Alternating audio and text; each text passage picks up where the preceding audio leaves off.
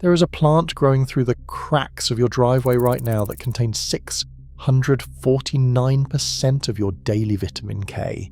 Not 50%, not 100%, 649%. In a single serving, it has more calcium than milk, more iron than spinach, more potassium than bananas. Every single part of it is edible. Root, stem, leaf, flower. For over 1,000 years, Chinese physicians prescribed it for liver disease. Greek doctors used it to purify blood. Arabian healers documented its power in the 10th century. The Pilgrims carried its seeds across the Atlantic on the Mayflower, not as a stowaway, but as precious cargo, a medicinal crop so valuable they refused to leave it behind. Then in 1944, the United States Chemical Warfare Service tested a synthetic compound at a military biological weapons laboratory and discovered it could kill 95% of this plant with a single application. Within a year, chemical companies turned that discovery into a product and sold it to every homeowner in America. Today, a $60 billion lawn care industry spends billions convincing you that one of the most nutrient-dense plants on the planet is a weed that needs to be poisoned out of existence. What they do not tell you is that the plant they are trying to eradicate has been shown to kill over 95% of cancer cells in a lab. This is the story of the dandelion. Taraxacum officinale. Both words carry pharmaceutical meaning. Taraxacum derives from the Arabic tarak-shakun, meaning bitter herb, first recorded by the Persian polymath al-Razi in the 10th century. Officinale is a Latin classification reserved exclusively for organisms with established medicinal properties. The plant's common name comes from the French dandelion, lion's tooth, named for the jagged edges of its leaves. This is not a weed. It is a pharmacy that evolved 30 million years ago in Eurasia, and has been healing human beings for most of recorded history. Ancient Egyptians cultivated it. Hippocrates, the father of Western medicine, prescribed it in Greece. Roman physicians documented its ability to treat liver disorders, digestive illness, and skin disease. In China, dandelion has been classified for centuries as pu gong ying, a cooling herb that clears heat and toxins from the liver, blood, and skin. It appears in the 2020 Chinese Pharmacopoeia, in 39 official prescriptions, and in over 40 patent medicines approved by the state. In the 11th century, Arabian physicians refined its cultivation and expanded its use across the Islamic world. For Native American nations, dandelion served as both food and medicine, used to treat kidney disease, swelling, heartburn, and skin problems. In Japan, entire horticultural societies formed not to destroy dandelions but to celebrate them, developing new varieties for gardeners who prized their beauty. In pre-industrial Europe, dandelion was a symbol of spring survival.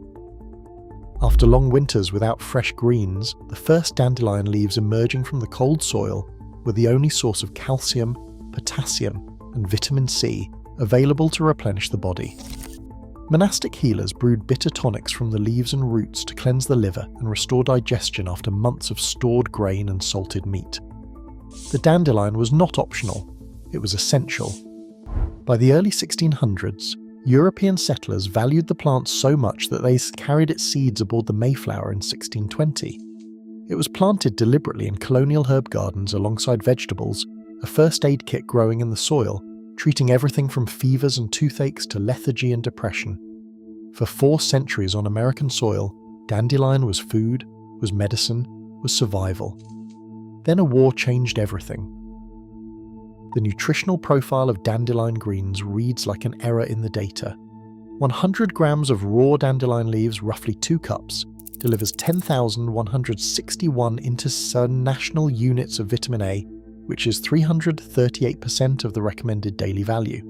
It provides 778 micrograms of vitamin K, the highest concentration of almost any vegetable on Earth. It contains 187 milligrams of calcium per 100 grams. Whole milk contains 125 milligrams per 100 grams. Spinach contains 99 milligrams per 100 grams. Dandelion nearly doubles spinach and beats milk by 50% in a nutrient most Americans are deficient in. It delivers 3.1 milligrams of iron per 100 grams, more than spinach and 10 times more than carrots. Its potassium content, 397 milligrams, exceeds that of a banana. It provides 35 milligrams of vitamin C, significant levels of vitamin E, B vitamins, and prebiotic fiber in the root called inulin, which feeds the beneficial bacteria in your gut. All of this in a plant that contains 45 calories per 100 grams and costs nothing. But the nutritional data is not even the most impossible part. In 2012, researchers at the University of Windsor in Ontario published a study in the journal BMC Complementary and Alternative Medicine that changed the trajectory of dandelion research. Dr. Siaram Pandey and his team applied an aqueous dandelion root extract to human colon cancer cells in the laboratory. Within 48 hours, the extract had triggered programmed cell death in over 95% of the cancer cells. Non-cancer cells were unharmed, zero toxicity to healthy tissue. They then moved to animal models. Mice given oral dandelion root extract showed a greater than 90% reduction in tumour growth compared to the control group. The mechanism was not a single pathway.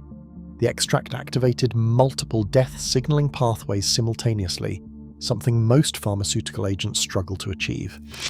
Based on these results, Health Canada approved dandelion root extract for Phase 1 clinical trials in hematological cancers.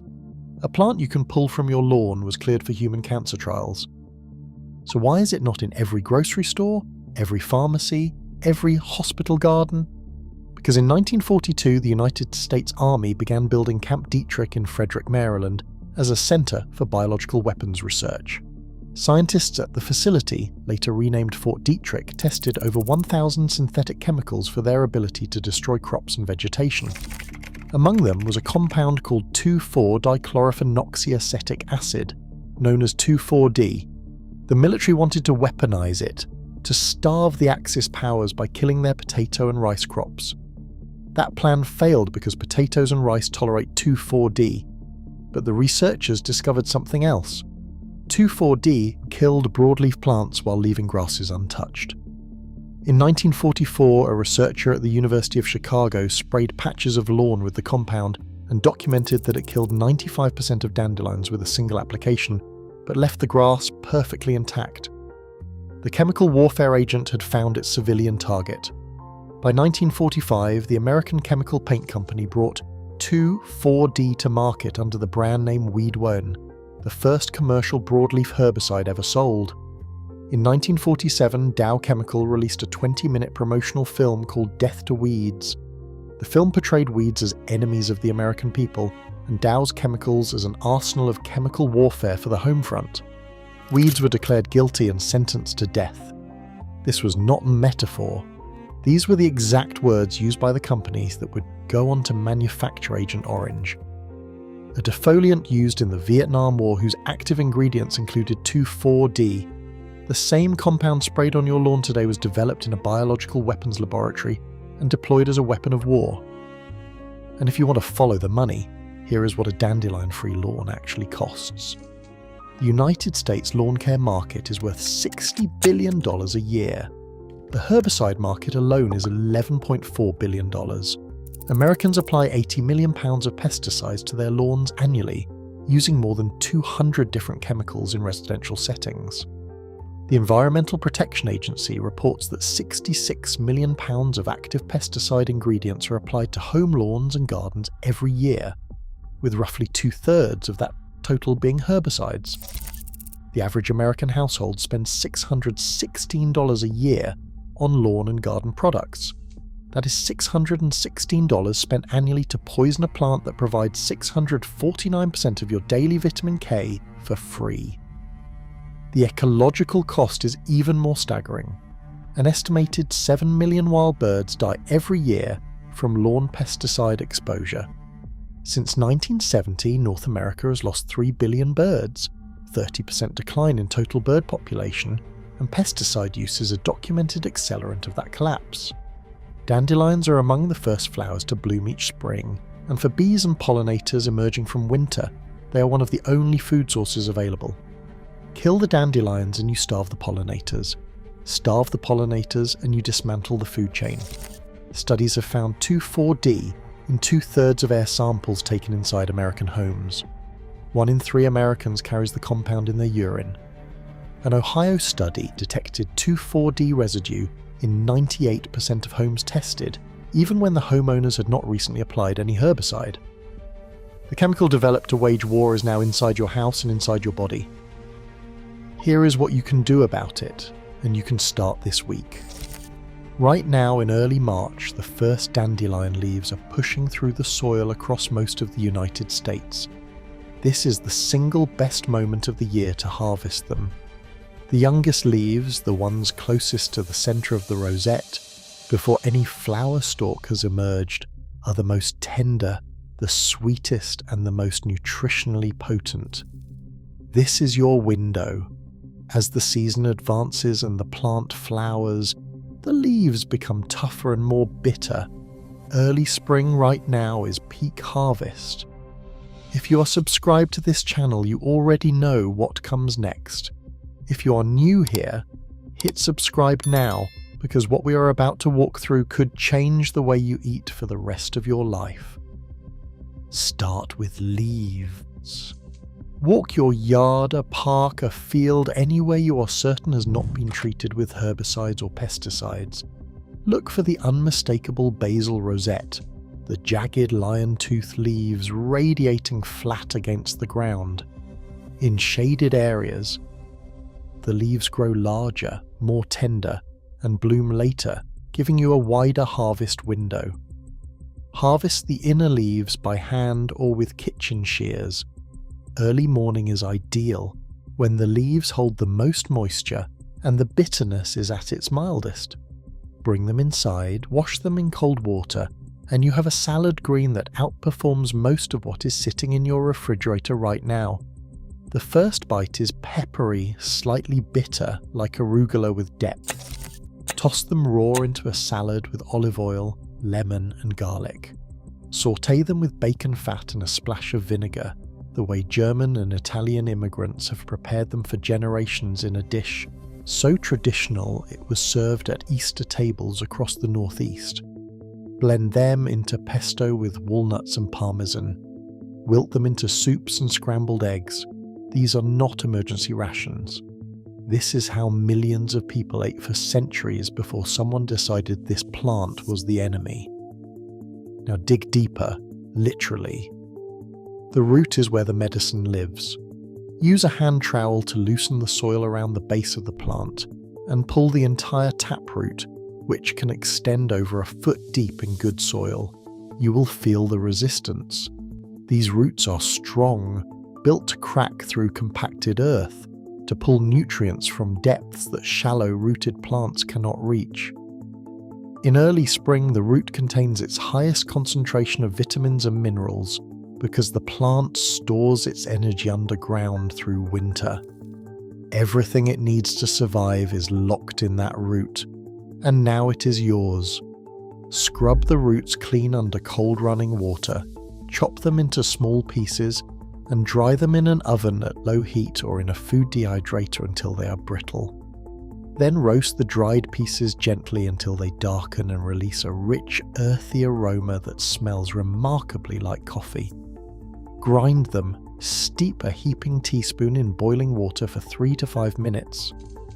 What you have is dandelion root coffee, a caffeine-free alternative rich in prebiotic inulin that supports your liver and digestive system.